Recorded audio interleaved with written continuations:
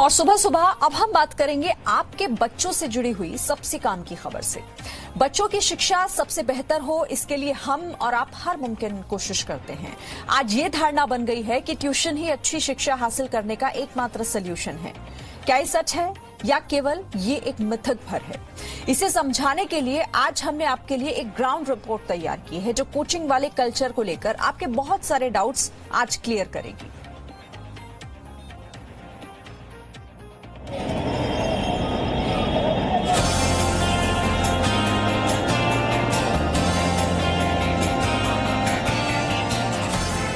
Coaching वाली मानसिकता वहां से शुरू होती है जहां से प्रतियोगिता में पिछड़ जाने का डर शुरू होता है।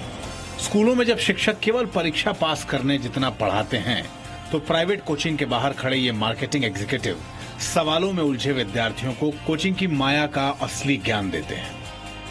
कोचिंग इंस्टीट्यूट्स इस वक्त सिर्फ ये चाहते हैं कि बच्चा किस तरह से उनके कोचिंग इंस्टीट्यूट में आए और एडमिशन ले ले और पूरे साल की फीस उन्हें एक साथ मिल जाए। पर्चे लिए हुए आपको लोग नजर आ जाएंगे जो कि एक तरीके से सेल्स का काम कर रहे हैं अपने कोचिंग इंस्टीट्यूट के लिए। वो लगातार ये बताना चाहते हैं कि हमारे इंस्टीट्यूट की फीस कम है, हमारे इंस्टीट्यूट की तरफ पहुंचिए।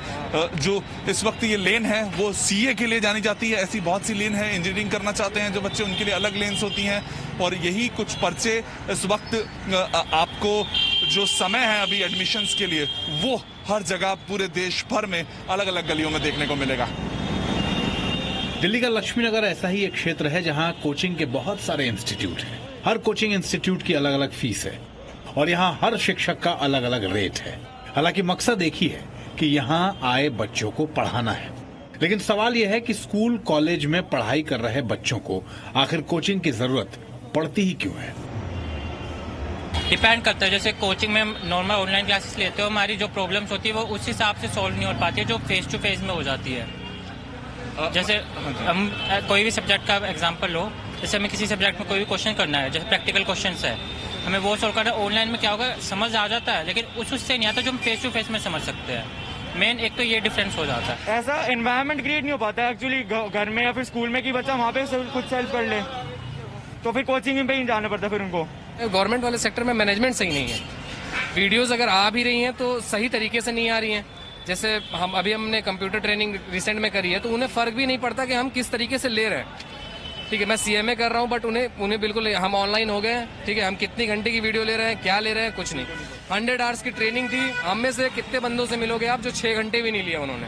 उन्हें ये भी नहीं पता कंट्रोल ये वो कुछ भी, लेकिन फिर भी गवर्नमेंट पास करती है, मतलब अपना चल रहा है कंप्यूटर। तो सबसे बड़ी प्रॉब्लम तो ये मैनेजमेंट सही नहीं है। सेल्फ स्टडी से सारे कॉन्सेप्ट क्लियर नहीं होते।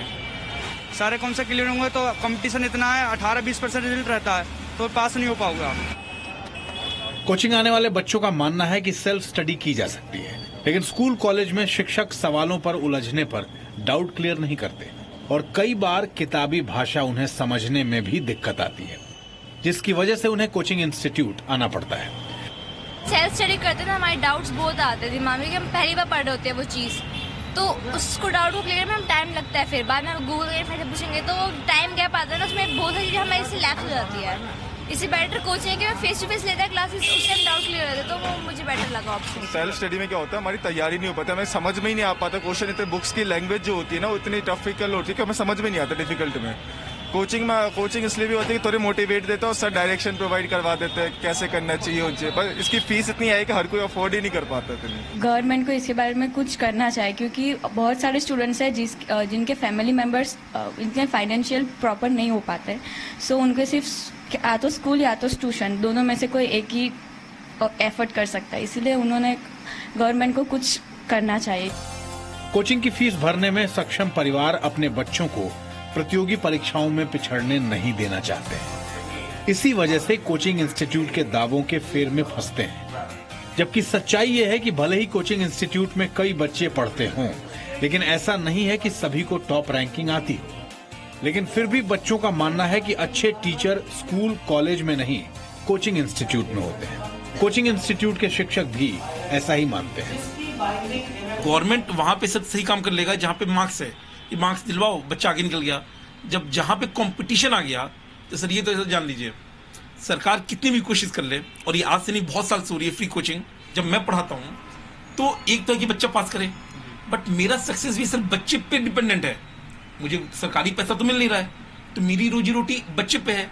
तो जितना एफर्ट मैं लगाऊंगा ना सर, या जो फायर मेरे अंदर आएगी, वो एक पेड टीचर जो सैलरी कमा रहा है नॉर्मली वैसा नहीं आता है। मैं ये नहीं कह रहा हूं कि बिल्कुल नहीं आता है, जनरली ऐसा नहीं आता है। दरअसल स्टूडेंट की एक सोच ये भी है कि स्कूल कॉलेज में पढ़ाने वाले शिक्षकों को सैलरी मिलती है, चाहे वो कैसे भी और कितने भी दिन पढ़ाएं, और उन पर परीक्षा पास कराने की बंदिश नहीं होती। लेकिन कोचिंग इंस्टीट्यूट के ऊपर खास परीक्षा पास करवाने की जिम्मेदारी होती है, और उसी बात के लिए वो फीस चार्ज करते हैं। बिजनेस कहना गलत नहीं है, लेकिन बिजनेस को गलत सेंस में लेना, बिजनेस का पॉजिटिव मीनिंग भी होता है।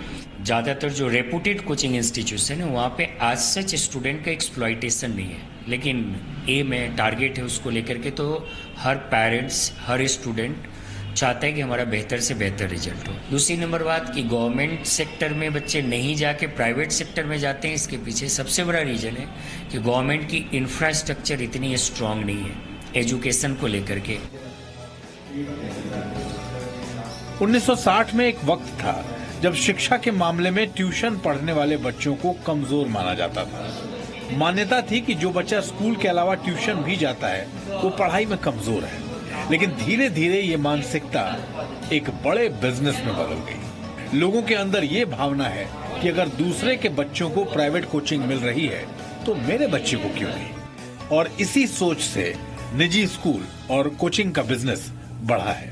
Presenting B News app, available on Google Play and App Store. Download it now.